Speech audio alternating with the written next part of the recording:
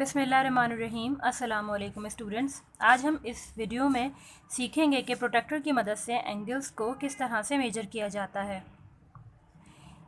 ये प्रोटेक्टर है या इसको डीबी कह सकते हैं।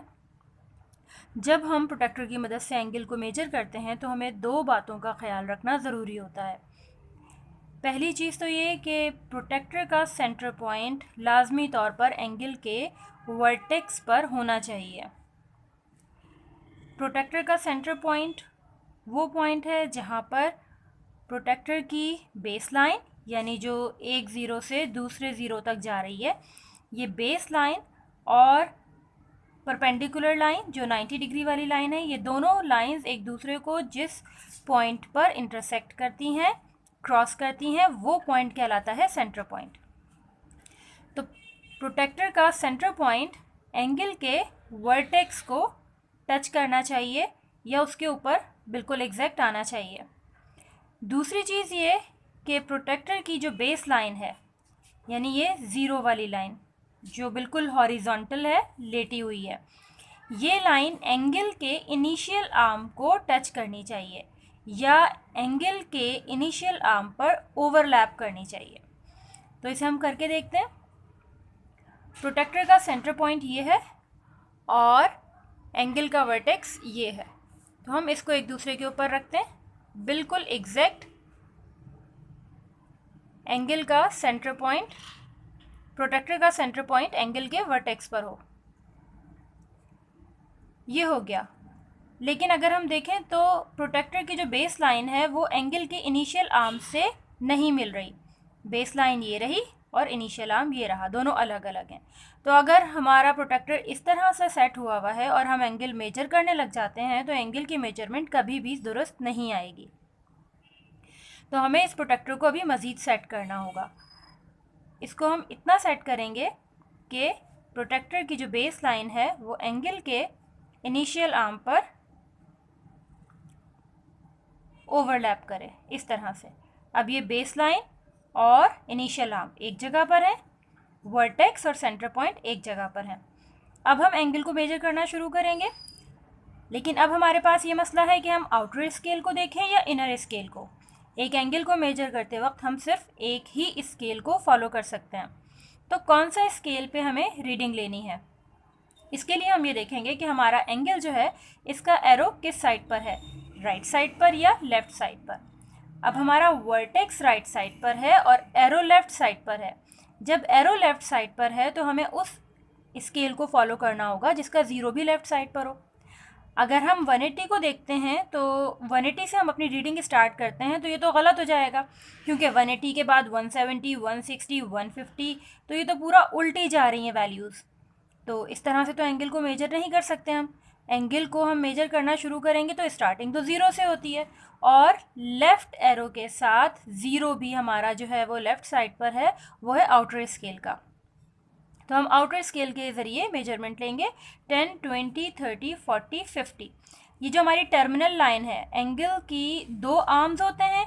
ये जो लेटा हुआ आर्म है जहाँ पर हम अपने बेस लाइन को एडजस्ट करते हैं, ये इनिशियल आर्म है, और जो दूसरा वाला आर्म है वो टर्मिनल आर्म है।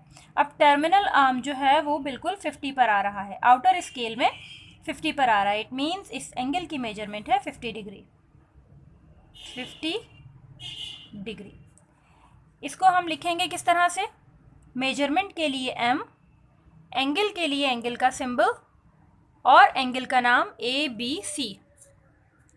Measurement angle ABC equals to 50 degree.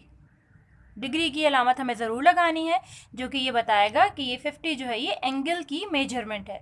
Degree से हमें पता चलेगा। दूसरे एंगल को लेते हैं। दूसरा एंगल है हमारा FED। इसके लिए भी हम पहली चीज़ यही करेंगे कि प्रोटेक्टर का सेंटर पॉइंट एंगल के वर्टेक्स पर होगा और प्रोटेक्टर की बेस लाइन एंगल के इनिशियल आर्म पर होगी। इसको इसी तरह से सेट कर लेते हैं। जब भी हम एंगल मेजर कर रहे हो, हमारा हाथ, प्रोटेक्टर या हमारी नोटबुक, किसी भी चीज़ में मूवमेंट या वाइब्रेशन नहीं होनी चाहिए, उससे एंगल की मेजरमेंट गलत हो सकती है। अब ये हमारा वर्टेक्स और सेंटर पॉइंट एक जगह पर आ गए हैं, इसी तरह बेस लाइन और इनिशियल आर्म एक जगह पर आ गए हैं। एंगल का एरो राइट साइड पर है, वर्टेक्स लेफ्ट साइड पर और एरो राइट साइड पर, तो हम राइट साइड वाले ज़ीरो को देखेंगे, यानी इनर स्केल पर रीडिंग लेंगे। इनर स्केल में 10, 20, 30, 40, 50, 60, टर्मिनल आर्म 60 पर है। इट मीन्स इस एंगल की मेजरमेंट 60 डिग्री है। Measurement angle DEF equals to 60 degree.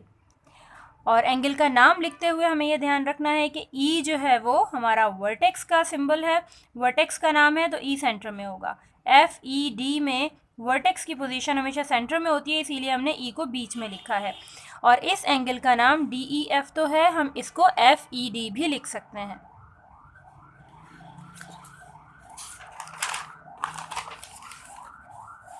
So now how to measure our reflex angle using protractor? Protractor की मदद से रिफ्लेक्स एंगल को कैसे मेजर किया जा सकता है? सबसे पहले तो रिफ्लेक्स एंगल किस एंगल को कहते हैं? An angle whose measurement is greater than 180 degree. ऐसा एंगल जिसकी मेजरमेंट 180 डिग्री से ज़्यादा हो एंड लेस देन 360 डिग्री और 360 डिग्री से कम हो, रिफ्लेक्स एंगल कहलाता है। इट मीन्स अब जो हम एंगल मेजर करने जा रहे हैं उसकी मेजरमेंट 180 डिग्री से ज़्यादा है। लेकिन हम ये बात भी अच्छी तरह जानते हैं कि हमारे प्रोट्रैक्टर में जो मैक्सिमम रीडिंग है वो 180 तक होती है। इनर स्केल भी 0 से शुरू होकर 180 पे ख़त्म हो रहा है और आउटर स्केल भी 0 से शुरू होकर 180 पर ख़त्म हो रहा है। इट मीन्स प्रोट्रैक्टर की मदद से हम अपनी मैक्सिमम जो रीडिंग ले सकते हैं वो 180 है। अब रिफ्लेक्स एंगल तो 180 से बड़ा होता है, तो इसकी रीडिंग हम कैसे लेंगे? इसके लिए हम एक ट्रिक यूज़ करेंगे और वो ये है कि हमें पता है कि फुल एंगल यानी एक कंप्लीट टर्न जो है वो 360 डिग्री की होती है। कंप्लीट टर्न 360 डिग्री की होती है और रिफ्लेक्स एंगल 180 डिग्री से बड़ा होता है। तो इट मीन्स जो बाकी की वैल्यू बच जाती है, अगर हमें वो मालूम हो जाए तो हम रिफ्लेक्स एंगल की मेजरमेंट भी मालूम कर सकते हैं। अब लेट्स सी, हम ये करके देखते हैं। जैसे ये एक रिफ्लेक्स एंगल है PQR, हमें जो एंगल मालूम करना है वो ये वाला है, इस साइड वाला जिस पर ये एरो डला हुआ है, और ये वो एंगल है जिससे हमें कोई लेना देना नहीं है, इसकी मेजरमेंट हमें नहीं मालूम करनी, ये बाकी बचा हुआ है। अच्छा, अगर ये हम कंप्लीट टर्न कर लें तो कंप्लीट टर्न तो 360 डिग्री की होती है, ठीक है। लेकिन अगर इस कंप्लीट टर्न में से यानी 360 डिग्री में से ये वाला हिस्सा, ये पार्ट जो रिफ्लेक्स एंगल से छोटा है, छोटा वाला हिस्सा है, अगर हम इस हिस्से को 360 में से माइनस कर दें तो हमारे पास जो रिमेनिंग वैल्यू आएगी वो हमारे रिफ्लेक्स एंगल की मेजरमेंट को शो कर रही होगी। तो अगर हम इस वाले हिस्से की मेजरमेंट मालूम कर लेते हैं तो रिफ्लेक्स एंगल की मेजरमेंट हमारे पास आ जाएगी। अच्छा, इसके लिए हम प्रोट्रैक्टर, क्योंकि एंगल जो है वो नीचे की तरफ है तो प्रोट्रैक्टर को मैंने उल्टा रखा है। एंगल ऊपर की तरफ था तो हमने प्रोट्रैक्टर को सीधा रखा था, लेकिन अभी एंगल नीचे है तो हम प्रोट्रैक्टर को उल्टा रख सकते हैं। लेकिन दोनों चीज़ें वही जो रूल्स हैं हमारे उनको फॉलो करेंगे। सेंटर पॉइंट वर्टेक्स के ऊपर, बेस लाइन इनिशियल आर्म के ऊपर, और एंगल हमें मेजर करना है यहाँ से यहाँ तक। तो यहाँ से यहाँ तक एंगल मेजर करने हैं, तो अब इस ज़ीरो से हमारा कोई लेना देना नहीं है क्योंकि यहाँ पर हमारा एंगल नहीं है, तो इस ज़ीरो को नहीं देखेंगे। एंगल यहाँ पर है तो इस ज़ीरो को देखा जाएगा। ये आउटर स्केल है और आउटर स्केल में 10, 20, 30, 40, 50, 60, वो एंगल जिसे हमें मेजर नहीं करना था वो 60 डिग्री का आ रहा है। तो अब हम देखते हैं जिस एंगल को हमें मेजर करना था उसकी क्या वैल्यू है। इसके लिए हम 360 में से 60 को माइनस कर देंगे तो हमारे पास वैल्यू आ जाएगी 300। इट मीन्स जो हमारा रिक्वायर्ड एंगल है, एंगल PQR, उसकी मेजरमेंट है 300 डिग्री। इस तरह से हम अपने रिफ्लेक्स एंगल की वैल्यू मालूम कर सकते हैं। आई होप कि आपको ये चीज़ अच्छी तरह समझ आ गई होगी।